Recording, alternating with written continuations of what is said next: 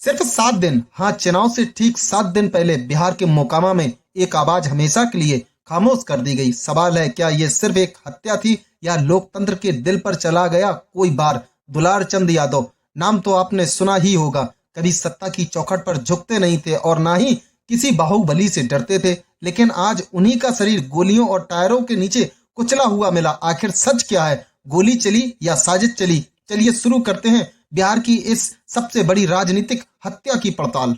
6 नवंबर को बिहार में मतदान होने वाला था और उसी चुनावी गर्मी में जन स्वराज पार्टी के उम्मीदवार पीयूष प्रियदर्शी का प्रचार जोरों पर था। उनके साथ उस दिन गाड़ी में बैठे थे दुलार चंद यादव, जो कभी आरजेडी के बेहद करीबी हुआ करते थे। लोग कहते हैं दुलार चंद सिर्फ पार्टी नहीं, पकड़ थे मोकामा की। राजनीति और अपराध दोनों में रसूखदार। लेकिन उसी प्रचार रैली के दौरान तार तार गांव के पास अचानक 15 से 20 लोगों का झुंड काफिले पर टूट पड़ा। लाठी, डंडे, पत्थर और फिर आवाज, धाए। चश्मदीदों के मुताबिक दुलार चंद गाड़ी से उतरे और तभी गोली चली। गोली पैर में लगी, लेकिन कहानी यहीं नहीं रुकी। कुछ देर बाद खबर आई, दुलार चंद को गाड़ी से भी कुचल दिया गया।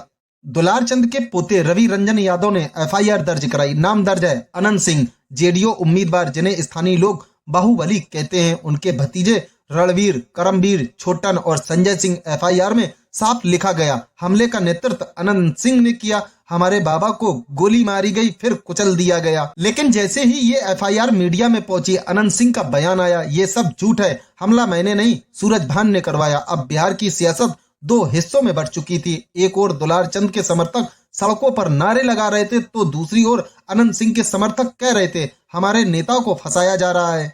घटना के अगले ही दिन मोकामा के कई इलाकों में हालात बेकाबू हो गए। दुलार चंद की शव यात्रा निकली तो गुस्से का सैलाब उमड़ पड़ा। लोगों ने रास्ते में नारे लगाए, हत्यारों को फांसी दो, अनंत सिंह गिरफ्तार हो। कुछ जगहों पर फायरिंग हुई, पुलिस ने लाठीचार्ज किया और पूरा इलाका युद्ध भूमि बन गया। पुलिस ने कहा जांच जारी है, लेकिन स्थानीय लोग बोले गिरफ्तारी क्यों नहीं? एक तरफ चिता जल रही थी और दूसरी तरफ बिहार की सियासत में बयानबाजी की आग लग चुकी थी। दुलार चंद यादव नाम जितना सीधा लगता है, कहानी उतनी ही उलझी हुई है। 1991 से लेकर 2015 तक उन पर 11 से ज्यादा केस दर्ज है। कभी आरजेडी के लिए काम किया, फिर जन स्वराज पार्टी का चेहरा बने। उनकी सबसे बड़ी पहचान थी बोलने की हिम्मत। घटना से ठीक एक दिन पहले उन्होंने टीवी पर एक बयान दिया था, जिसमें अनंत सिंह और उनके परिवार पर तीखे शब्द कहे थे। कहा जाता है कि उसी बयान के बाद से माहौल गर्म था। अब सवाल ये उठता है, क्या दुलार चंद की जुबान ने उनकी जान ले ली या ये किसी और की सियासी चाल थी?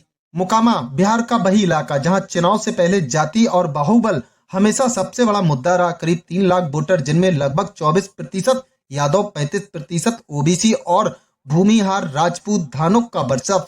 अब इस हत्याकांड ने सबको बांट दिया। यादव समुदाय कह रहा है हमारे आदमी को मारा गया, भूमिहार गुट कह रहा है हमारे नेता को फंसाया गया, और सच्चाई सच अभी पुलिस डायरी में दबा हुआ है।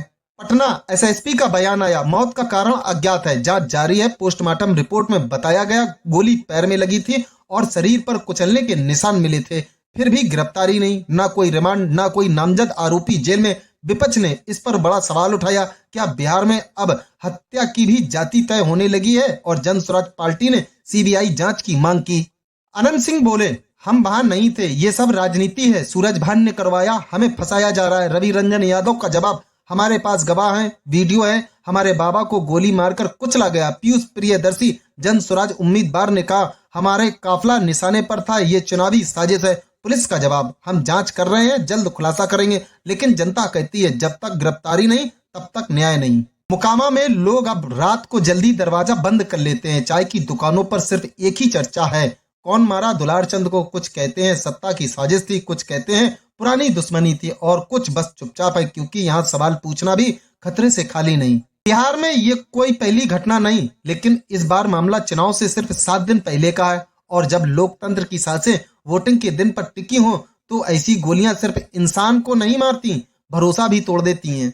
आज बिहार की जनता पूछ रही है, क्या हमारे वोट से पहले ही तय हो गया था कि कौन जिएगा कौन मरेगा? क्या राजनीति अब इतनी निर्दयी हो चुकी है कि इंसान सिर्फ आंकड़ा बनकर रह गया? शायद जवाब किसी को नहीं पता, लेकिन सच ये है कि मोकामा की सड़क पर गिरा वो लहू सिर्फ एक इंसान का नहीं था, वो लोकतंत्र के भरोसे का खून था। अब सीबीआई जांच की मांग उठ चुकी है, विपक्ष सड़क पर है, प्रशासन दबाव में है, एफआईआर के नाम अभी भी वही हैं, लेकिन गिरफ्तारी नहीं हुई। पुलिस कह रही है सबूत जुटाए जा रहे हैं, पर जनता कह रही है सबूतों से पहले इंसाफ चाहिए। मोकामा की मिट्टी आज भी लाल है, लेकिन सवाल ये है कि क्या इस लाल रंग को कोई न्याय का सफेद रंग दे पाएगा? दुलार चंद यादव अब नहीं है, लेकिन उनका नाम बिहार की सियासत में एक मिसाल बन चुका है, या यूं कहें एक सवाल बन चुका है। आपका क्या कहना है इस पूरे मामले पर? क्या दुलार चंद की मौत एक साजिश थी या चुनावी हिंसा की वो कहानी जो बिहार में बार बार दोहराई जाती है? कमेंट सेक्शन में अपनी राय जरूर दीजिए। अगर आप न्याय के हक में खड़े हैं तो इस वीडियो को लाइक, शेयर